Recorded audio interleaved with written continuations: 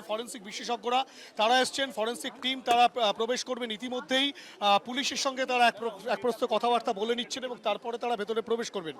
এই ফরেন্সিক বিশেষজ্ঞদের এই পরীক্ষা নিরীক্ষাটা কিন্তু একটা গুরুত্বপূর্ণ অধ্যায়। কেননা এই কারণে বলছি, কেননা এই যে আগুন লাগার ঘটনা, সেই আগুন লাগার ঘটনাটা কিভাবে ঘটেছিল, কোনখান থেকে আগুনটা স্প্রেড করেছিল, কিভাবে ধোঁয়াটা স্প্রেড করেছিল, কেন প্রত্যেকে বেরিয়ে আসতে পারলেন না, সেই বিষয়গুলো কিন্তু সায়েন্টিফিক ওয়ে অনুযায়ী কিন্তু পুরো বিষয়টা সরেজমিনে খতিয়ে দেখবেন ফরেন্সিক বিশেষজ্ঞরা এবং তারপরেই কিন্তু তারা একটা রিপোর্ট দেবেন এবং তারপরে সেই দমকলের তরফ থেকেও কিন্তু সেই রিপোর্ট দমকলের কাছেও দেওয়া হবে, পুলিশের উচ্চপদস্থ আধিকারিকদের কাছেও দেওয়া হবে। এবং এই যে ফরেন্সিক বিশেষজ্ঞরা তারা কিন্তু রয়েছেন, পুলিশ রয়েছে এবং তুমি তোমার ক্যামেরা পার্সন অভিজিৎ দত্তকে বলবো সেই ছবি দেখাতে।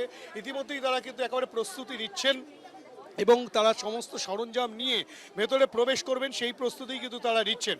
তোমাকে বলে রাখি, এই যে মর্মান্তিক অগ্নিকাণ্ডের ঘটনা ঘটলো খাস কলকাতার বুকে, কলকাতার প্রাণকেন্দ্রে মির্জা গালিব স্ট্রিটে, সেখানে কিন্তু যে অগ্নিকাণ্ডের ঘটনা ঘটলো সেই অগ্নিকাণ্ডের ঘটনায় 9 জনের মৃত্যু হলো।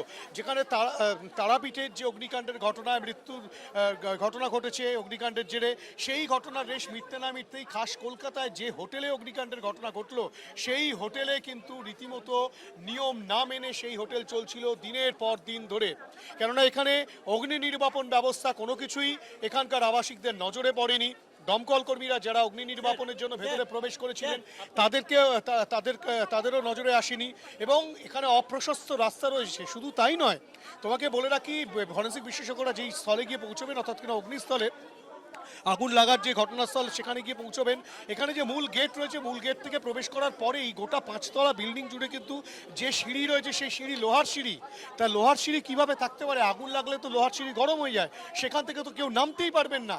কালকে রাত 2টো নাগাদ যে ঘটনা ঘটেছে সেক্ষেত্রে সেই পরিস্থিতি তৈরি হয়েছিল।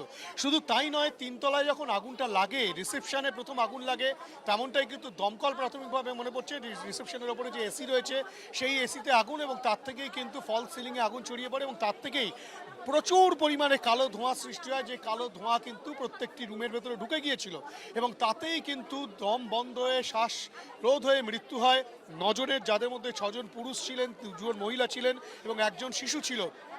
এই যে 9 জনের মৃত্যু, সেই 9 জনের মৃত্যুর পরিপ্রেক্ষিতে কিন্তু তদন্তকারীরা যেমন তদন্ত করছেন, তার পাশাপাশি ফরেন্সিক বিশেষজ্ঞরা যারা এসেছেন, আরও একবার ছবিটা দেখাতে বলবো, ফরেন্সিক বিশেষজ্ঞরা তারা কিন্তু ওপরে প্রবেশ করবেন, তারা সমস্ত সরঞ্জাম গুটিয়ে নিয়ে তারা ওপরে যাচ্ছেন এবং সেখানে কিন্তু নমুনা সংগ্রহ করে তারা দেখবেন যে মূলত আগুনের উৎসস্থল কোথায় ছিল, কিভাবে আগুনটা স্প্রেড করে, কিভাবে এই ধোঁয়া যে তৈরি হলো, এত ধোঁয়া কেন তৈরি হলো, সেই ধোঁয়া কেন বার করা গেল না, সেই সব সমস্ত বিজ্ঞানসম্মত যে উপায়, সমস্ত বিষয় কিন্তু তারা সংগঠিত করবেন এবং তারপরেই কিন্তু তারা সেই রিপোর্ট দেবেন।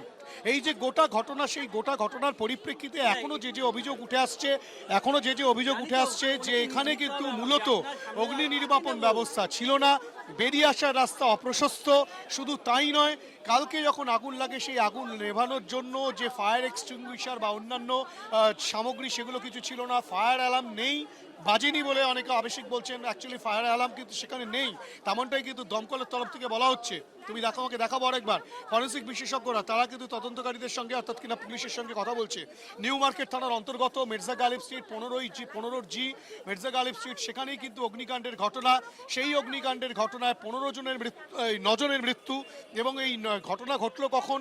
ঘটনা ঘটলো ঠিক রাত 1:45 নাগাদ এবং তারপরে এই আগুন লেগেছে, যে বিল্ডিং দেখলে কিন্তু বোঝার উপায় নেই আগুন লেগেছে, কারণ আগুনটা লেগেছে ভিতরে এবং আগুনের ভয়াবহতা যতটা না বেশি ছিল, আগুন থেকে সৃষ্ট যে ধোঁয়া, সেই ধোঁয়া কিন্তু কার্যত প্রত্যেকের মৃত্যুর কারণ হিসেবে মনে করা হচ্ছে। সেটা ময়নাতদন্তের পর স্পষ্ট হবে, কিন্তু ময়নাতদন্তের হবে সেটা কিন্তু ময়নাতদন্তের প্রক্রিয়া যেমন চলবে, কলকাতা মেডিকেল কলেজে দেহ রাখা রয়েছে, তার পাশাপাশি ফরেন্সিক বিশেষজ্ঞদের দিয়ে কিন্তু এখানে পরীক্ষা নিরীক্ষা করিয়ে দেখানো হচ্ছে যে মূলত আগুন কিভাবে লেগে থাকতে পারে, কোথায় উৎসস্থল, কিভাবে আগুনটা স্প্রেড করলো, কিভাবে ধোঁয়া তৈরি হলো এবং যাই সব আবাসিকরা ভেতরে ছিলেন তাদের মধ্যে অনেকেই বাংলাদেশের থেকে চিকিৎসার জন্য এখানে এসেছিলেন, অনেকে এই রাজ্যেরই বিভিন্ন জেলা থেকে এসেছেন, সেই চিত্রই উঠে আসছে।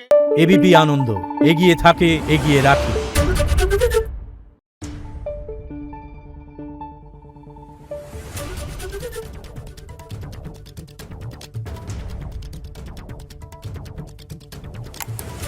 Thank you.